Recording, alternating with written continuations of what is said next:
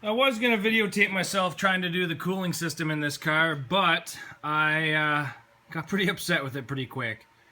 I tried about 4 different rads before going back to the stock 2003 and newer rad, which I'm not a big fan of because it's got these how it mounts from the factory is 2 big pivot points here on the side, and I hate that.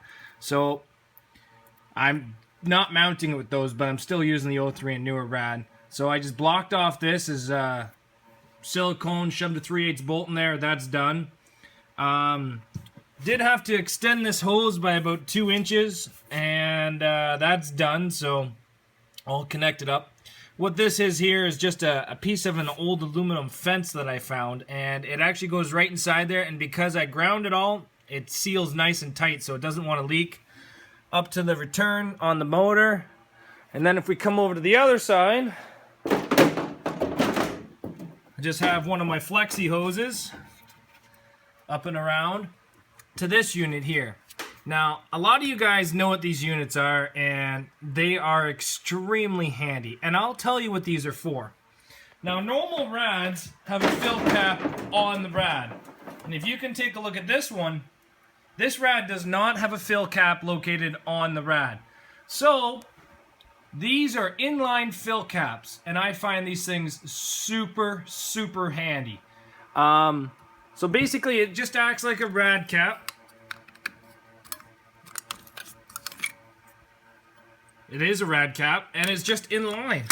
So you can run these newer rads that don't have rad fills in cars that require them. So I love these things. I think I picked this up for like $40 last year. Super cheap. It's aluminum. It's lightweight. It actually holds up to the beatings pretty good. It's been through like 6 or 7 different cars. And if you guys are going to loop your lines, I highly recommend putting one of those units in there, because when you loop the lines, the pressure just builds and builds and builds until it basically just rips open one of your hoses. This way here, when you loop the lines and the pressure starts building, it will relieve any pressure that it doesn't need through the vent tube, and it will stop the lines from blowing. It will keep water in the system, but it will allow the pressure to be out.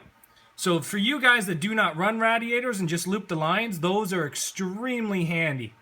But I use it on rads that do not have fill caps. So cooling system's done. I tried mounting an electric fan. Again, I tried mounting 6 or 7 different fans. I finally got one to work, bolted it all in, went to wire it to see if it turned on, and it didn't turn on. The motor was junk. So I took it apart, tried to see if I could get the motor to run. I couldn't, got upset, threw it on the ground, and just went with the old faithful, which is a plastic radiator fan. Now this is like a mechanical fan, not electric. This is the kind of setup that I would run on a vehicle that has no alternator, because realistically, these Chevy motors, you can run these Chevy motors for about 30 minutes with no alternator on them. As long as you have a manual fuel pump and you have a manual fan, you do not need an alternator for these things.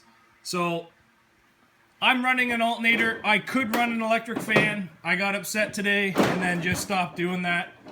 Some other stuff I did today is I put the other side brace in for the distributor protector, and then I mounted my fuel line to it, the alternator cable, the throttle cable, all that fun stuff has now been mounted to it. So coming through the firewall, no sharp edges, all nice and loose, allowing for play so that nothing gets pinched, all nice and done. So I'm super happy that the rad and cooling system is done. Now what we're going to do next is we're going to self-tap that bottom of the hood down. And I went to town today and I bought a couple hundred tech screws like I said I was going to do. So I'm going to start it, and hopefully the wife comes home and she can help me finish it. So let's get started on that.